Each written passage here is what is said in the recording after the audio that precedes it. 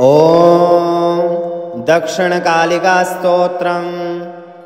ॐ कृशोदरी महाचण्डी मुक्तकेशी बलिप्रिये कुलाचार प्रसन्नास्ये नमस्ते शंकरप्रिये।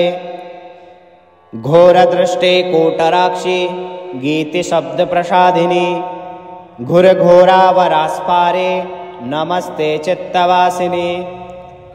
बन्धूकपुष्पशङ्कासे त्रिपुरे भयनाशिनी भाग्योदय समुत्पन्ने नमस्ते वरवर्णिनी। जय देवी जगद्धात्री त्रिपुराध्ये त्रिदेवते भक्तेभ्यो वरदे देवी महिषग्नि नमोस्तुते। घोरविघ्नविनाशाय कुलाचार समृद्ध्यते नमामि वरदे देवी मुण्डमाला विभूषणे रक्तधारा समाकर्णे कलकांची विभूषिते। सर्वविघ्नहरे काली नमस्ते भैरवप्रिये। नमस्ते दक्षिणामूर्ति काली त्रिपुरभैरवी भिन्नाञ्जय चयप्रख्ये प्रवीण सवसंस्थिते। गलच्छोणीधराभि स्मरेनन् सरोरुहे पिनोन्नकुचद्वन्द्वे नमस्ते घोरदक्षिणे। आरक्तमुखशान्तभिर्नेत्रालिभिर्विराजते सवद्वैकृतोत्तंसे नमस्ते मद्विह्वले। पञ्चाशन्मुण्डघटिता माला लोहितलोहिते नानामणिविशोभाढ्या नमस्ते ब्रह्मसेविते। सवास्ते कृतकेयूरे शङ्खकङ्कणमण्डिते शववक्षा समारूढे नमस्ते विष्णुपूजिते। सवमांसकृतग्रासे शाट्टहासे मुहुर्मुहुः मुखशीघ्रस्मृतामोदे नमस्ते शिववन्दिते।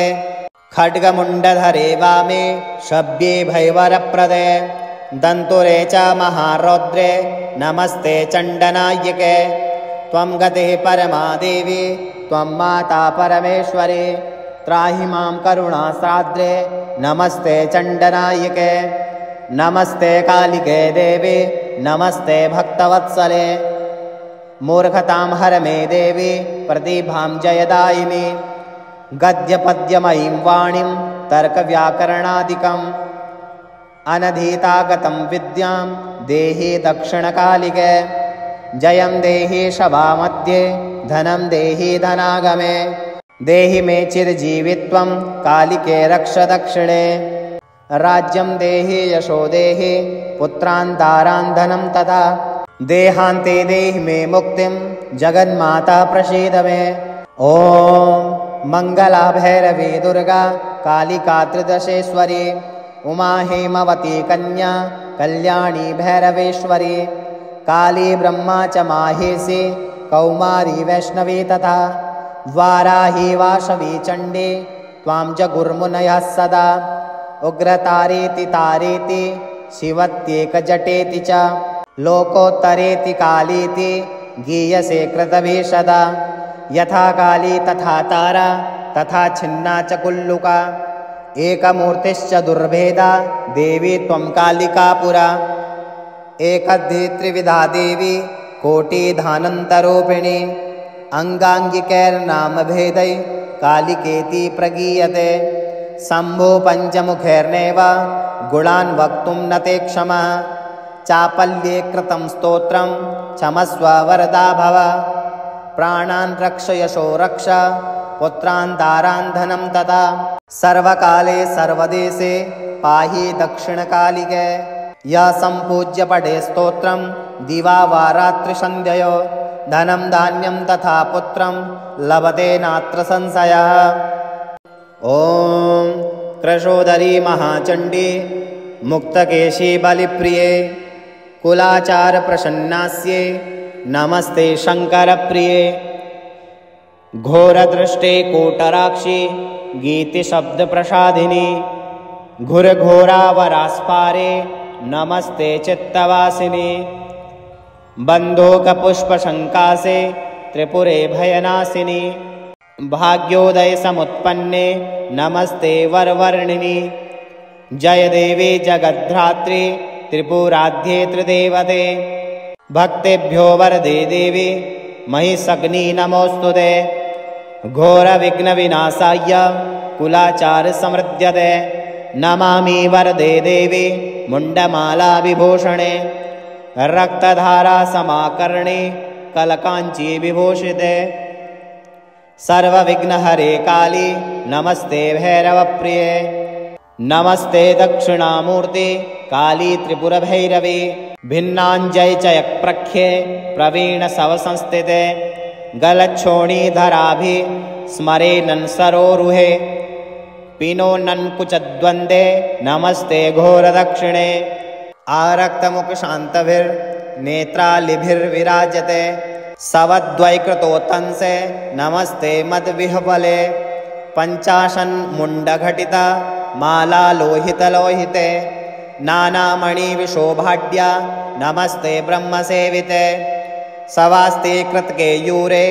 शङ्खकङ्कणमण्डिते शववक्षसमारूढे नमस्ते विष्णुपूजिते सवमांसकृतग्रासे शाट्टहासे मुहुर्मुहुः मुखशीघ्रस्मृतामोदे नमस्ते शिववन्दिते खड्गमुण्डधरे वामे शब्ये भैवरप्रदे दन्तुरे च महारौद्रे नमस्ते चण्डनायिके त्वं गतिः परमा देवी त्वं माता परमेश्वरी त्राहि मां करुणासाद्रे नमस्ते चण्डनायिके नमस्ते कालिके देवी नमस्ते भक्तवत्सले मूर्खतां हर मे देवी प्रतिभां जयदायिनी गद्यपद्यमयीं वाणीं तर्कव्याकरणादिकम् अनधीतागतं विद्यां देहि दक्षिणकालिके जयं देहि शवामध्ये धनं देहि धनागमे देहि मे चिरजीवित्वं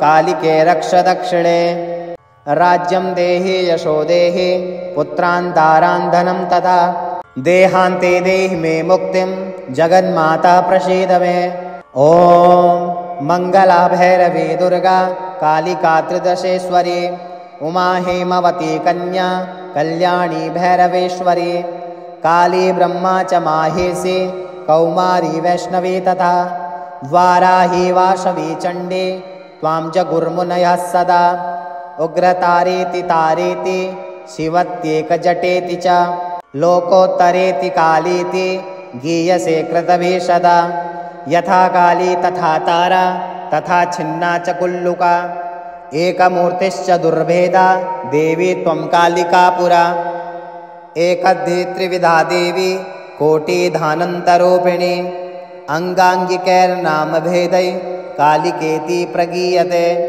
शम्भो पञ्चमुखैर्नैव गुणान् वक्तुं न ते क्षमः चापल्ये कृतं स्तोत्रं क्षमस्व वरदा भव प्राणान् रक्ष यशो रक्ष पुत्रान् दारान् धनं तथा सर्वकाले सर्वदेशे पाहि दक्षिणकालिके यः सम्पूज्य पठे स्तोत्रं दिवा वा रात्रिसन्ध्ययो धनं धान्यं तथा पुत्रं लभते नात्र संशयः ॐ कृशोदरी महाचण्डी मुक्तकेशी बलिप्रिये कुलाचारप्रसन्नास्ये नमस्ते शङ्करप्रिये घोरदृष्टे कोटराक्षी गीतिशब्दप्रसादिनी घोरघोरावरास्पारे नमस्ते चित्तवासिनी बन्धूकपुष्पशङ्कासे त्रिपुरे भयनाशिनी भाग्योदयसमुत्पन्ने नमस्ते वरवर्णिनि जय देवी जगद्धात्री त्रिपुराध्ये त्रिदेवते भक्तेभ्यो वरदे देवी महिषग्नि नमोऽस्तुते घोरविघ्नविनाशाय कुलाचारसमृद्ध्यते नमामि वरदे देवी मुण्डमालाविभूषणे रक्तधारासमाकर्णे कलकाञ्ची विभूषिते सर्वविघ्नहरे काली नमस्ते भैरवप्रिये नमस्ते दक्षिणामूर्ते काली त्रिपुरभैरवी भिन्नाञ्जयचयप्रख्ये प्रवीणसवसंस्थिते गलच्छोणीधराभि स्मरेनन् सरोरुहे पिनोन्नकुचद्वन्द्वे नमस्ते घोरदक्षिणे आरक्तमुखशान्तभिर्नेत्रालिभिर्विराजते सवद्वैकृतोत्तंसे नमस्ते मद्विह्वले पञ्चाशन्मुण्डघटिता माला लोहितलोहिते नानामणिविशोभाढ्या नमस्ते ब्रह्मसेविते सवास्ते कृतकेयूरे शङ्खकङ्कणमण्डिते शववक्षसमारूढे नमस्ते विष्णुपूजिते सवमांसकृतग्रासे शाट्टहासे मुहुर्मुहुः मुखशीघ्रस्मृतामोदे नमस्ते शिववन्दिते खड्गमुण्डधरे वामे शव्ये भैवरप्रदे दन्तुरे च महारौद्रे नमस्ते चण्डनायिके त्वं गतिः परमा देवी त्वं माता परमेश्वरी त्राहि मां करुणासाद्रे नमस्ते चण्डनायिके नमस्ते कालिके देवी नमस्ते भक्तवत्सले मूर्खतां हर मे देवी प्रतिभां जयदायिनी गद्यपद्यमयीं वाणीं तर्कव्याकरणादिकम् अनधीतागतं विद्यां देहि दक्षिणकालिके जयं देहि सभामध्ये धनं देहि धनागमे देहि मे चिरजीवित्वं कालिके रक्ष दक्षिणे राज्यं देहि यशो देहि पुत्रान् दारान् धनं तथा देहान्ते देहि मे मुक्तिं जगन्माता प्रसीद मे ॐ मङ्गला भैरवी दुर्गा कालिका त्रिदशेश्वरी उमा हेमवती कन्या कल्याणी भैरवेश्वरी काली ब्रह्मा च माहेशी कौमारी वैष्णवी तथा वाराही वासवी चण्डी त्वां जगुर्मुनयः सदा उग्रतारेति तारेति शिवत्येकजटेति च लोकोत्तरेति कालीति गीयसे कृतवे सदा यथा काली तथा तारा तथा छिन्ना च कुल्लुका एकमूर्तिश्च दुर्भेदा देवी त्वं कालिका पुरा एकद्धि त्रिविधा देवी कोटिधानन्तरूपिणी अङ्गाङ्गिकैर्नामभेदै कालिकेति प्रगीयते शम्भो पञ्चमुखैर्नैव गुणान् वक्तुं न ते क्षमः चापल्ये कृतं स्तोत्रं क्षमस्व वरदा भव प्राणान् रक्ष यशो रक्ष पुत्रान् दारान् धनं तथा सर्वकाले सर्वदेशे पाहि दक्षिणकालिके यः सम्पूज्य पठे स्तोत्रं दिवा वा रात्रिसन्ध्ययो धनं धान्यं तथा पुत्रं लभते नात्र संशयः ॐ कृशोदरी महाचण्डी मुक्तकेशी बलिप्रिये कुलाचारप्रसन्नास्ये नमस्ते शङ्करप्रिये घोरदृष्टे कोटराक्षी गीतिशब्दप्रसादिनी घोरघोरावरास्पारे नमस्ते चित्तवासिनी बन्धूकपुष्पशङ्कासे त्रिपुरे भयनाशिनी भाग्योदयसमुत्पन्ने नमस्ते वरवर्णिनि जय देवी जगद्धात्री त्रिपुराध्ये त्रिदेवते भक्तेभ्यो वरदे देवी महिषग्नि नमोऽस्तुते घोरविघ्नविनाशाय कुलाचारसमृद्ध्यते नमामि वरदे देवी मुण्डमालाविभूषणे रक्तधारासमाकर्णे कलकाञ्ची विभूषिते सर्वविघ्नहरे काली नमस्ते भैरवप्रिये नमस्ते दक्षिणामूर्ति काली त्रिपुरभैरवी भिन्नाञ्जयचयप्रख्ये प्रवीणसवसंस्थिते गलच्छोणीधराभि स्मरेनन् सरोरुहे पिनोनन्कुचद्वन्द्वे नमस्ते घोरदक्षिणे आरक्तमुखशान्तभिर्नेत्रालिभिर्विराजते सवद्वैकृतोत्तंसे नमस्ते मद्विह्वले पञ्चाशन्मुण्डघटिता माला लोहितलोहिते नानामणिविशोभाढ्या नमस्ते ब्रह्मसेविते सवास्ते कृतकेयूरे शङ्खकङ्कणमण्डिते शववक्षसमारूढे नमस्ते विष्णुपूजिते सवमांसकृतग्रासे शाट्टहासे मुहुर्मुहुः मुखशीघ्रस्मृतामोदे नमस्ते शिववन्दिते खड्गमुण्डधरे वामे शव्ये भैवरप्रदे दन्तुरे च महारौद्रे नमस्ते चण्डनायिके त्वं गतिः परमा देवी त्वं माता परमेश्वरी त्राहि मां करुणासाद्रे नमस्ते चण्डनायिके नमस्ते कालिके देवी नमस्ते भक्तवत्सले। मूर्खतां हर मे देवी प्रतिभां जयदायिनी। गद्यपद्यमयीं वाणीं तर्कव्याकरणादिकम् अनधीतागतं विद्यां देहि दक्षिणकालिके। जयं देहि सभामध्ये धनं देहि धनागमे। देहि मे चिरजीवित्वं कालिके रक्ष दक्षिणे। राज्यं देहि यशो देहि पुत्रान् दारान् धनं तथा। देहान्ते देहि मे मुक्तिं जगन्माता प्रसीद मे। ॐ मंगला भैरवी दुर्गा कालिका त्रिदशेश्वरी। उमा हेमवती कन्या कल्याणी भैरवेश्वरी। काली ब्रह्मा च माहेशी कौमारी वैष्णवी तथा। वाराही वासवी चण्डी त्वां जगुर्मुनयः सदा। उग्रतारेति तारेति शिवत्येकजटेति च। लोकोत्तरेति कालीति गीयसे कृतभी सदा। यथा काली तथा तारा तथा छिन्ना च कुल्लुका। एकमूर्तिश्च दुर्भेदा देवी त्वं कालिका पुरा। एकद्धि त्रिविधा देवी कोटिधानन्तरूपिणी। अङ्गाङ्गिकैर्नामभेदै कालिकेति प्रगीयते। शम्भो पञ्चमुखैर्नैव गुणान् वक्तुं न ते क्षमः। चापल्ये कृतं स्तोत्रं क्षमस्व वरदा भव। प्राणान् रक्ष यशो रक्ष पुत्रान् दारान् धनं तथा। सर्वकाले सर्वदेशे पाहि दक्षिणकालिके। यः सम्पूज्य पठे स्तोत्रं दिवा वा रात्रिसन्ध्ययो। धनं धान्यं तथा पुत्रं लभते नात्र संशयः। ॐ कृशोदरी महाचण्डी मुक्तकेशी बलिप्रिये। कुलाचार प्रसन्नास्ये नमस्ते शङ्करप्रिये। घोरदृष्टे कोटराक्षी गीतिशब्दप्रसादिनी। घोरघोरावरास्पारे नमस्ते चित्तवासिनी। बन्धूकपुष्पशङ्कासे त्रिपुरे भयनाशिनी।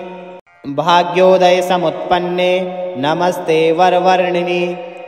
जय देवी जगद्धात्री त्रिपुराध्ये त्रिदेवते।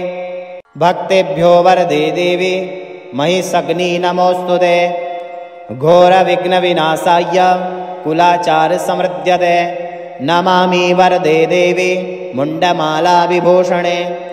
रक्तधारा समाकर्णे कलकाञ्ची विभूषिते। सर्वविघ्नहरे काली नमस्ते भैरवप्रिये। नमस्ते दक्षिणामूर्ति काली त्रिपुरभैरवी। भिन्नाञ्जय चयप्रख्ये प्रवीण सवसंस्थिते।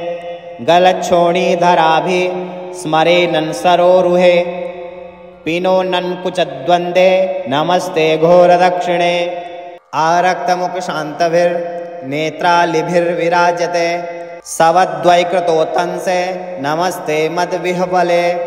पञ्चाशन्मुण्डघटिता माला लोहितलोहिते। नानामणिविशोभाढ्या नमस्ते ब्रह्मसेविते। सवास्ते कृतकेयूरे शङ्खकङ्कणमण्डिते।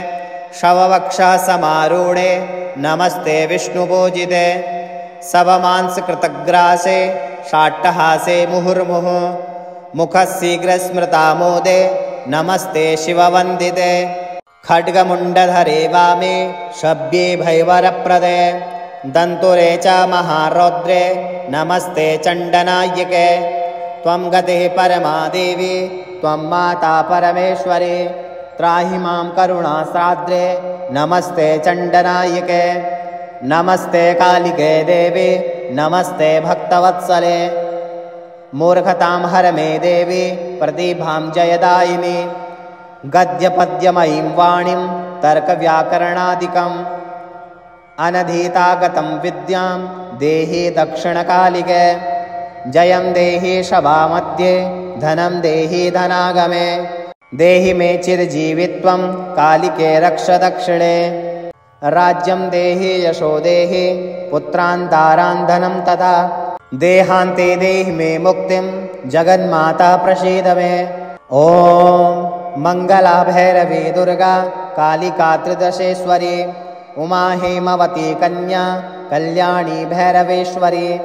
काली ब्रह्मा च माहेशी कौमारी वैष्णवी तथा वाराही वाशवी चण्डी त्वां जगुर्मुनयः सदा उग्रतारेति तारेति शिवत्येकजटेति च लोकोत्तरेति कालीति गीयसे कृतभीषदा यथा काली तथा तारा तथा छिन्ना च कुल्लुका एकमूर्तिश्च दुर्भेदा देवी त्वं कालिका पुरा एकद्धि त्रिविधा देवी कोटिधानन्तरूपिणी अङ्गाङ्गिकैर्नामभेदै कालिकेति प्रगीयते शम्भो पञ्चमुखैर्नैव गुणान् वक्तुं न ते क्षमः चापल्ये कृतं स्तोत्रं क्षमस्व वरदा भव प्राणान् रक्ष यशो रक्ष पुत्रान् दारान् धनं तथा सर्वकाले सर्वदेशे पाहि दक्षिणकालिके यः सम्पूज्य पठे स्तोत्रं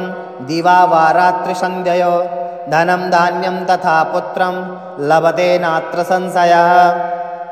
ॐ कृशोदरी महाचण्डी मुक्तकेशी बलिप्रिये कुलाचारप्रसन्नास्ये नमस्ते शङ्करप्रिये घोरदृष्टे कोटराक्षि गीतिशब्दप्रसादिनी घोरघोरावरास्पारे नमस्ते चित्तवासिनी बन्धूकपुष्पशङ्कासे त्रिपुरे भयनाशिनी भाग्योदयसमुत्पन्ने नमस्ते वरवर्णिनि जय देवी जगद्धात्री त्रिपुराध्ये त्रिदेवते भक्तेभ्यो वरदे देवी महिषग्नि नमोऽस्तुते घोरविघ्नविनाशाय कुलाचारसमृद्ध्यते नमामि वरदे देवी मुण्डमाला विभूषणे रक्तधारासमाकर्णे कलकाञ्ची विभूषिते सर्वविघ्नहरे काली नमस्ते भैरवप्रिये नमस्ते दक्षिणामूर्ति काली त्रिपुरभैरवी भिन्नाञ्जयचयप्रख्ये प्रवीणसवसंस्थिते गलच्छोणीधराभि स्मरेनन् सरोरुहे पिनोन्नकुचद्वन्द्वे नमस्ते घोरदक्षिणे आरक्तमुखशान्तभिर्नेत्रालिभिर्विराजते सवद्वैकृतोत्तंसे नमस्ते मद्विह्वले पञ्चाशन्मुण्डघटिता माला लोहितलोहिते नानामणिविशोभाढ्या नमस्ते ब्रह्मसेविते सवास्ते कृतकेयूरे शङ्खकङ्कणमण्डिते शववक्षसमारूढे नमस्ते विष्णुपूजिते सवमांसकृतग्रासे शाट्टहासे मुहुर्मुहुः मुखशीघ्रस्मृतामोदे नमस्ते शिववन्दिते खड्गमुण्डधरे वामे शव्ये भैवरप्रदे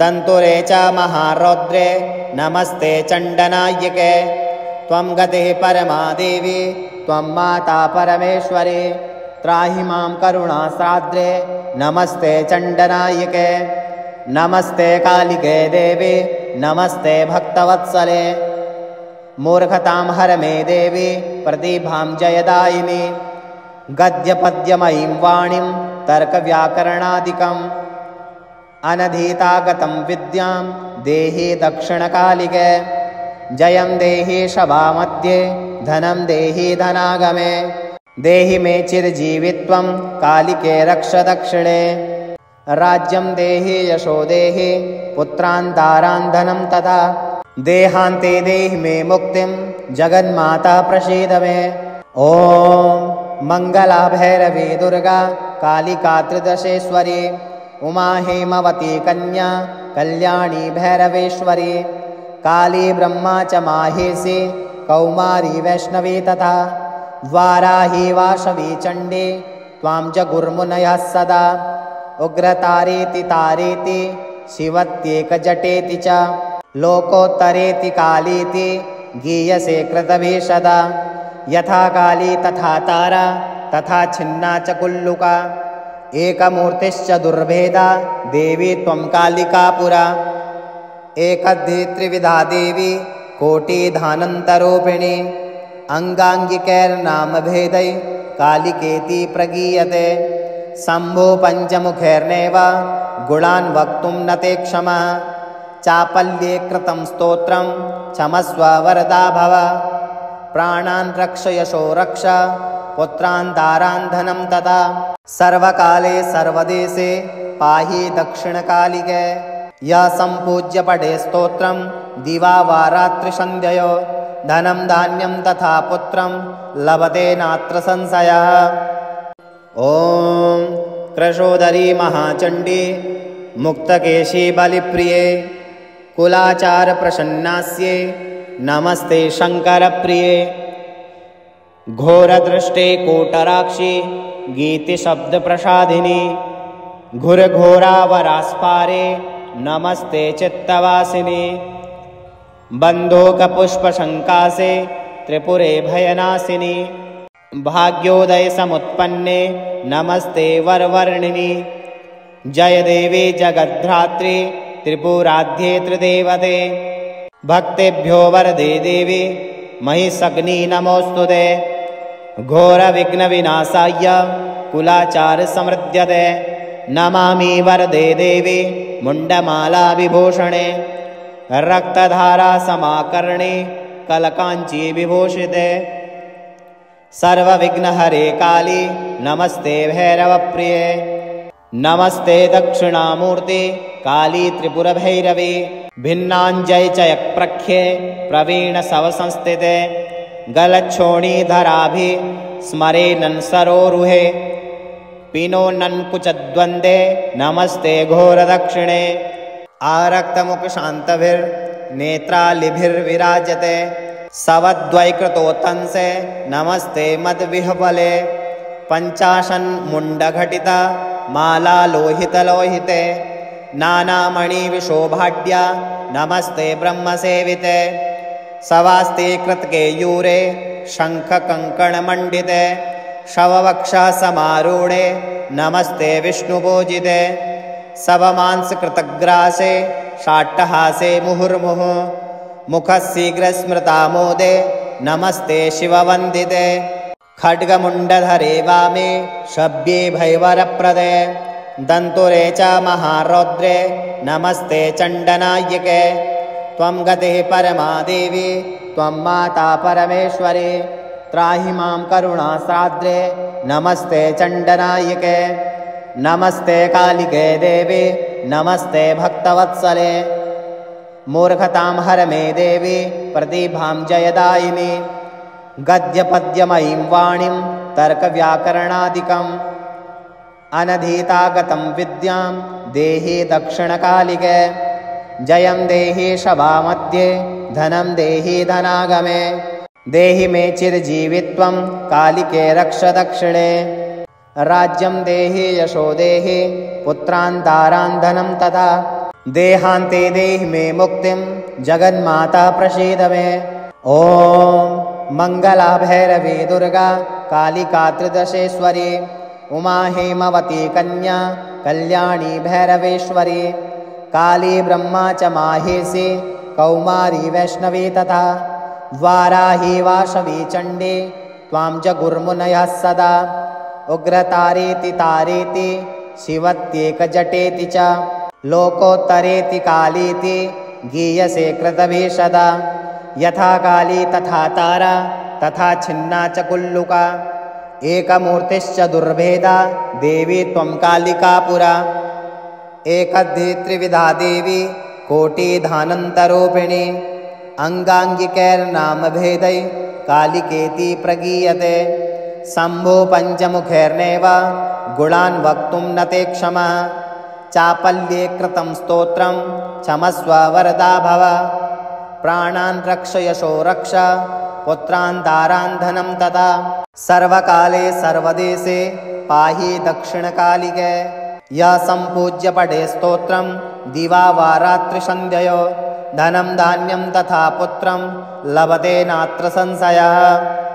सप्तश्लोकी दुर्गा शिव उवाच देवे त्वं भक्तसुलभे सर्वकार्यविधायिनी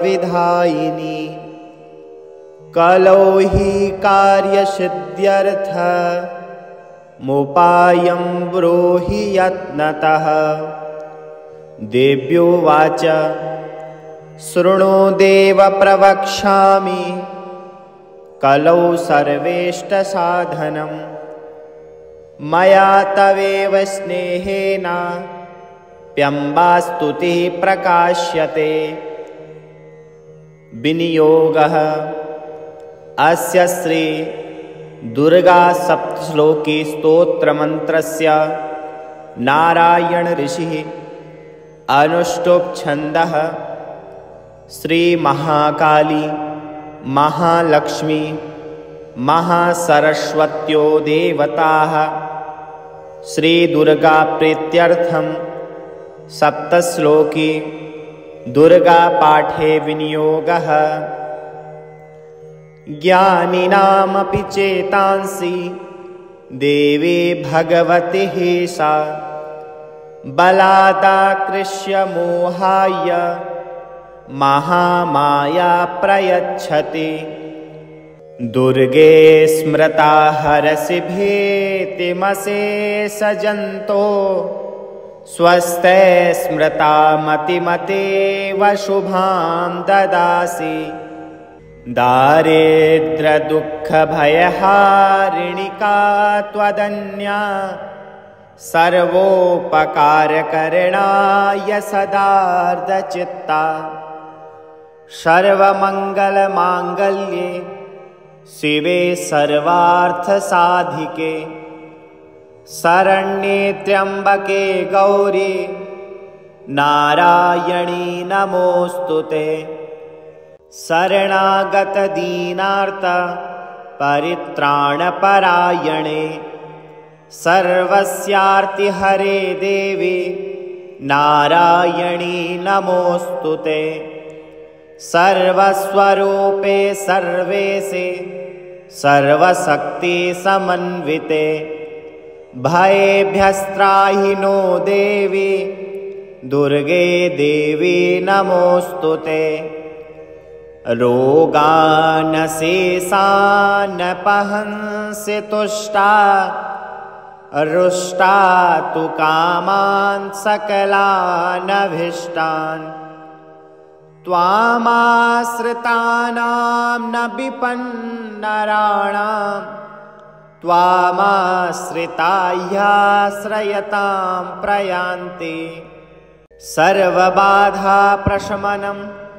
त्रैलोक्यस्याखिलेश्वरी एवमेव त्वया कार्यमस्मद्वैरीविनाशनम्। देवे त्वं भक्तसुलभे सर्वकार्यविधायिनी कलौ हि कार्यसिद्ध्यर्थमुपायं ब्रूहि यत्नतः। देव्योवाच शृणु देव प्रवक्ष्यामि कलौ सर्वेष्टसाधनं मया तवेव स्नेहेन प्यम्बास्तुतिः प्रकाश्यते। विनियोगः अस्य श्री दुर्गा सप्तश्लोकी स्तोत्रमन्त्रस्य नारायण ऋषिः अनुष्टुप् छन्दः श्री महाकाली महालक्ष्मी महासरस्वत्यो देवताः श्री दुर्गा प्रीत्यर्थं सप्तश्लोकी दुर्गा पाठे विनियोगः। ज्ञानिनामपि चेतांसि देवी भगवतिः सा बलादाकृष्य मोहाय महामाया प्रयच्छति। दुर्गे स्मृता हरसि भीतिमशेष जन्तो स्वस्ते स्मृता मतिमतेव शुभां ददासि। दारिद्र्यदुःखभयहारिणिका त्वदन्या सर्वोपकारकरणाय सदार्धचित्ता। सर्वमङ्गलमाङ्गल्ये शिवे सर्वार्थसाधिके शरण्ये त्र्यम्बके गौरी नारायणी नमोऽस्तु ते। शरणागतदीनार्त परित्राणपरायणे सर्वस्यार्तिहरे देवी नारायणी नमोऽस्तु ते।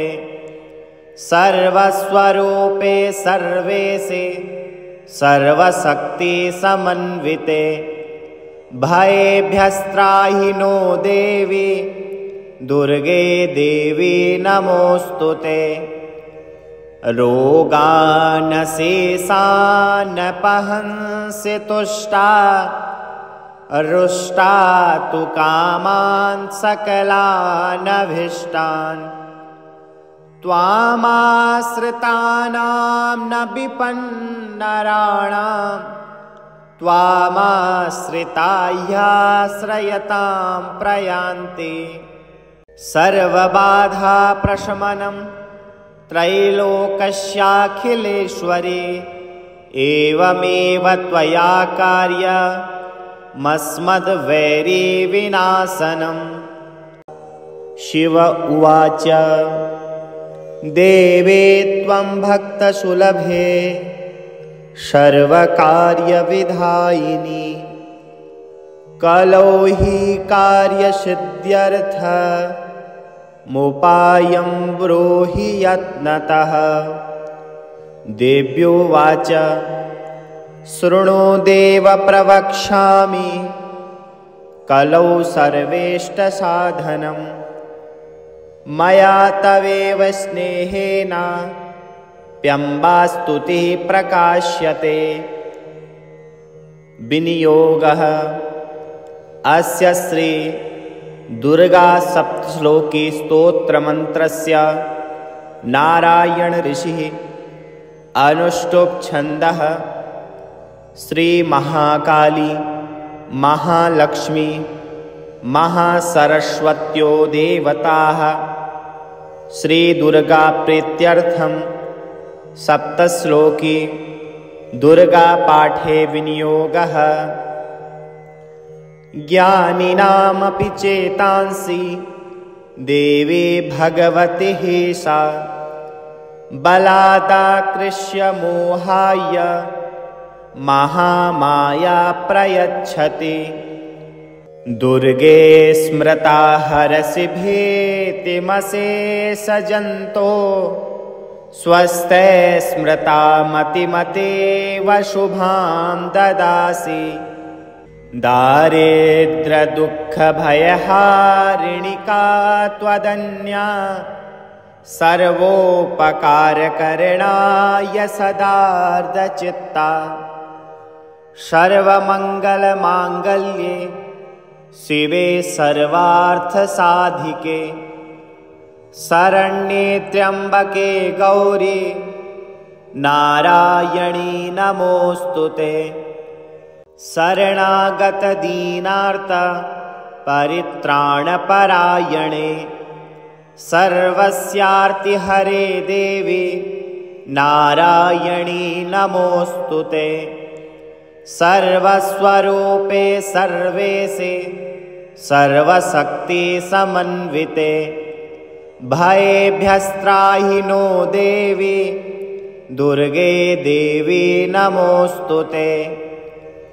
रोगान् शेषान् पहंसि तुष्टा रुष्टा तु कामान् सकलान् अभीष्टान् त्वामाश्रितानां न विपन्नराणां त्वामाश्रिता ह्याश्रयतां प्रयान्ति। सर्वबाधा प्रशमनं त्रैलोक्यस्याखिलेश्वरी एवमेव त्वया कार्यमस्मद्वैरी विनाशनम्। शिव उवाच देवे त्वं भक्तसुलभे सर्वकार्यविधायिनी कलौ हि कार्यसिद्ध्यर्थमुपायं ब्रूहि यत्नतः। देव्योवाच शृणु देव प्रवक्ष्यामि कलौ सर्वेष्टसाधनं मया तवेव स्नेहेन प्यम्बास्तुतिः प्रकाश्यते। विनियोगः अस्य श्री दुर्गा सप्तश्लोकी स्तोत्रमन्त्रस्य नारायण ऋषिः अनुष्टुप् छन्दः श्री महाकाली महालक्ष्मी महासरस्वत्यो देवताः श्री दुर्गा प्रीत्यर्थं सप्तश्लोकी दुर्गा पाठे विनियोगः। ज्ञानिनामपि चेतांसि देवी भगवती सा बलादाकृष्य मोहाय महामाया प्रयच्छति। दुर्गे स्मृता हरसि भीतिमशेष जन्तो स्वस्ते स्मृता मतिमतेव शुभां ददासि। दारिद्र्यदुःखभयहारिणिका त्वदन्या सर्वोपकारकरणाय सदार्धचित्ता। सर्वमङ्गलमाङ्गल्ये शिवे सर्वार्थसाधिके शरण्ये त्र्यम्बके गौरी नारायणी नमोऽस्तुते। शरणागतदीनार्त परित्राणपरायणे सर्वस्यार्तिहरे देवी नारायणी नमोऽस्तुते।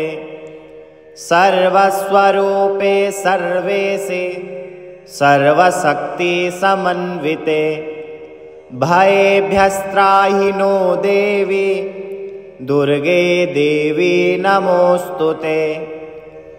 रोगानशेषानपहंसि तुष्टा रुष्टा तु कामान् सकलानभीष्टान्। त्वामाश्रितानां न विपन्नराणां त्वामाश्रिताह्याश्रयतां प्रयान्ति। सर्वबाधा प्रशमनं त्रैलोकस्याखिलेश्वरी एवमेव त्वया कार्यमस्मद्वैरीविनाशनम्। शिव उवाच देवे त्वं भक्तसुलभे सर्वकार्यविधायिनी कलौ हि कार्यसिद्ध्यर्थमुपायं ब्रूहि यत्नतः। देव्योवाच शृणु देव प्रवक्ष्यामि कलौ सर्वेष्टसाधनं मया तवेव स्नेहेन प्यम्बास्तुतिः प्रकाश्यते। विनियोगः अस्य श्री दुर्गा सप्तश्लोकी स्तोत्रमन्त्रस्य नारायण ऋषिः अनुष्टुप् छन्दः श्री महाकाली महालक्ष्मी महासरस्वत्यो देवताः श्री दुर्गा प्रीत्यर्थं सप्तश्लोकी दुर्गा पाठे विनियोगः। ज्ञानिनामपि चेतांसि देवी भगवती सा बलादाकृष्य मोहाय महामाया प्रयच्छति। दुर्गे स्मृता हरसि भीतिमशेष जन्तो स्वस्ते स्मृता मतिमतेव शुभां ददासि। दारिद्र्यदुःखभयहारिणिका त्वदन्या सर्वोपकारकरणाय सदार्धचित्ता। सर्वमङ्गलमाङ्गल्ये शिवे सर्वार्थसाधिके शरण्ये त्र्यम्बके गौरी नारायणी नमोऽस्तुते। शरणागतदीनार्त परित्राणपरायणे सर्वस्यार्तिहरे देवी नारायणी नमोऽस्तुते। सर्वस्वरूपे सर्वेशे सर्वशक्ति समन्विते भयेभ्यस्त्राहि नो देवी दुर्गे देवी नमोऽस्तुते। रोगानशेषानपहंसि तुष्टा रुष्टा तु कामान् सकलानभीष्टान् त्वामाश्रितानां न विपन्नराणां त्वामाश्रिताह्याश्रयतां प्रयान्ति। सर्वबाधाप्रशमनं त्रैलोक्यस्याखिलेश्वरी एवमेव त्वया कार्यमस्मद्वैरीविनाशनम्। शिव उवाच देवे त्वं भक्तसुलभे सर्वकार्यविधायिनी कलौ हि कार्यसिद्ध्यर्थमुपायं ब्रूहि यत्नतः। देव्योवाच शृणु देव प्रवक्ष्यामि कलौ सर्वेष्टसाधनं मया तवेव स्नेहेन प्यम्बास्तुतिः प्रकाश्यते। विनियोगः अस्य श्री दुर्गा सप्तश्लोकी स्तोत्रमन्त्रस्य नारायण ऋषिः अनुष्टुप् छन्दः श्री महाकाली महालक्ष्मी महासरस्वत्यो देवताः श्री दुर्गा प्रीत्यर्थं सप्तश्लोकी दुर्गा पाठे विनियोगः। ज्ञानिनामपि चेतांसि देवी भगवती सा बलादाकृष्य मोहाय महामाया प्रयच्छति। दुर्गे स्मृता हरसि भीतिमशेषजन्तो स्वस्ते स्मृता मतिमतेव शुभां ददासि। दारिद्र्यदुःखभयहारिणिका त्वदन्या सर्वोपकारकरणाय सदार्धचित्ता। सर्वमङ्गलमाङ्गल्ये शिवे सर्वार्थसाधिके शरण्ये त्र्यम्बके गौरी नारायणी नमोऽस्तुते। शरणागतदीनार्त परित्राणपरायणे सर्वस्यार्तिहरे देवी नारायणी नमोऽस्तुते। सर्वस्वरूपे सर्वेशे सर्वशक्ति समन्विते भयेभ्यस्त्राहि नो देवी दुर्गे देवी नमोऽस्तुते। रोगानशेषानपहंसि तुष्टा रुष्टा तु कामान् सकलानभीष्टान् त्वामाश्रितानां न विपन्नराणां त्वामाश्रिताह्याश्रयतां प्रयान्ति। सर्वबाधाप्रशमनं त्रैलोक्यस्याखिलेश्वरी एवमेव त्वया कार्यमस्मद्वैरीविनाशनम्। शिव उवाच देवे त्वं भक्तसुलभे सर्वकार्यविधायिनी कलौ हि कार्यसिद्ध्यर्थमुपायं ब्रूहि यत्नतः। देव्योवाच शृणु देव प्रवक्ष्यामि कलौ सर्वेष्टसाधनं मया तवेव स्नेहेन प्यम्बास्तुतिः प्रकाश्यते विनियोगः अस्य श्री दुर्गा सप्तश्लोकी स्तोत्रमन्त्रस्य नारायण ऋषिः अनुष्टुप् छन्दः श्री महाकाली महालक्ष्मी महासरस्वत्यो देवताः श्री दुर्गा प्रीत्यर्थं सप्तश्लोकी दुर्गा पाठे विनियोगः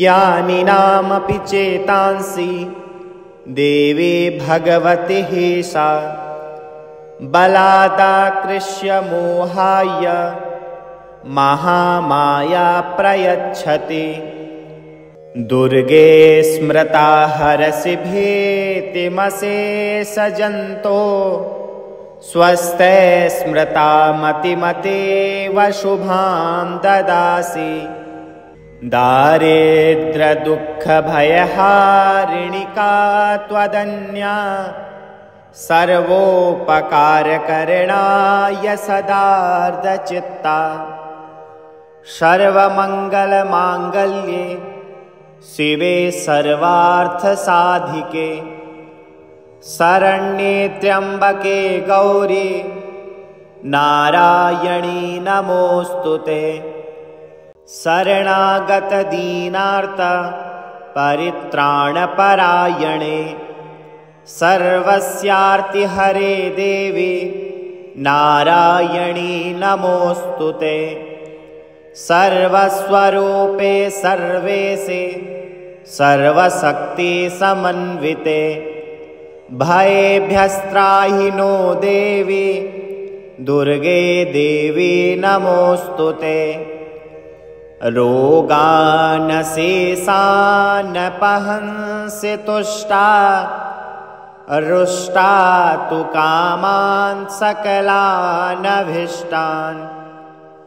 त्वामाश्रितानां न विपन्नराणां त्वामाश्रिता ह्याश्रयतां प्रयान्ति सर्वबाधाप्रशमनं त्रैलोक्यस्याखिलेश्वरी एवमेव त्वया कार्यमस्मद्वैरीविनाशनम्